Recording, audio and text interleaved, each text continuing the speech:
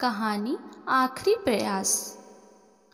एक समय की बात है, एक राज्य में एक प्रतापी राजा राज करता था। एक दिन उसके दरबार में एक पत्थर बेचने वाला आया और उसने राजा को एक सुंदर पत्थर उपहार में दिया। राजा वह पत्थर देख बहुत प्रसन्न हुआ। उसने उस पत्थर से भगवान विष्णु की प्रतिमा का निर्माण कर उसे राज्य के मंदिर में स्थापित करने का निर्णय लिया और प्रतिमा निर्माण का कार्य राज्य के महामंत्री को सौंप दिया। महामंत्री गांव के सर्वश्रेष्ठ मूर्तिकार के पास गया और उसे वह पत्थर देते हुए बोला, महाराज मंदिर में भगवान विष्णु की प्रतिमा स्थापित करना चाहते हैं।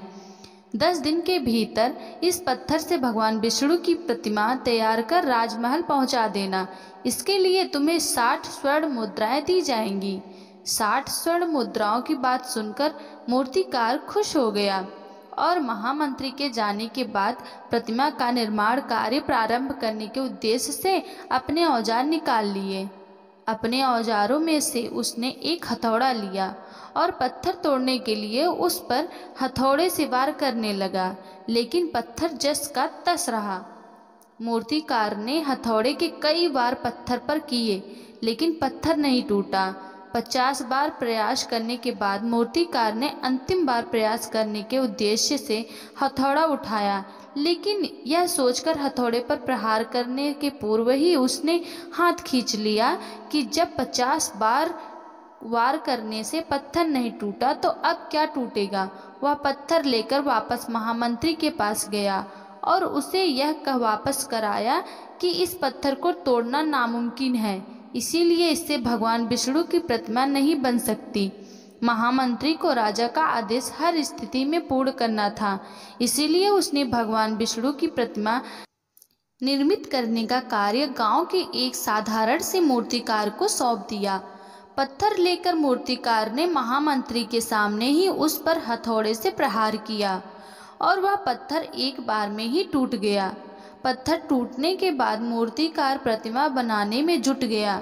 इधर महामंत्री सोचने लगा कि काश पहले मूर्तिकार ने एक अंतिम प्रयास और किया होता तो सफल हो गया होता और 60 स्वर्ण मुद्राओं का हकदार बनता।